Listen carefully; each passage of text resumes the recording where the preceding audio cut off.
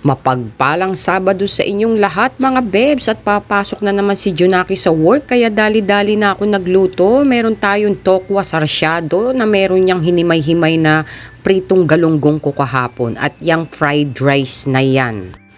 Yan ang aking version ng hava rice. At magkape-kape muna tayo mga bebs at maya-maya ay maghahatid na naman tayo ng ating Junakis. At wala pa tayong suklay-suklay mga bebs, hilamos lang muna.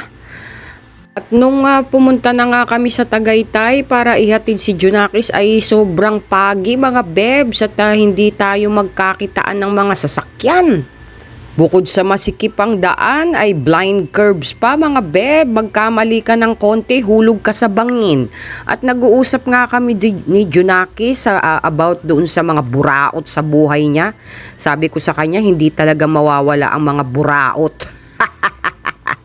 At ayan nga, kailangan mo mag-giveaway, magbigayan lang tayo para laging walang hassle. At babay Junakis, ayan na at nakarating na sa kanyang trabaho.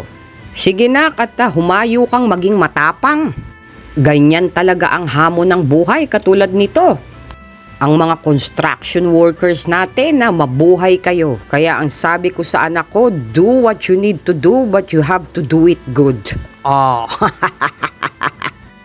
Dapat maging confident pero wag naman OA. At bago tayo umuwi, dadaan muna ako sa palengke para naman sa lulutuin ko mamaya at namataan ko nga itong mga pika-pika na ito at kumuha ako ng 2 dynamite sa halagang 10 piso isa. At in-interview ko nga yan si kuya, dati siyang construction worker pero mas pinili niyang maging boss. Walang imposible pag ikaw ay nagsikap. Good vibes!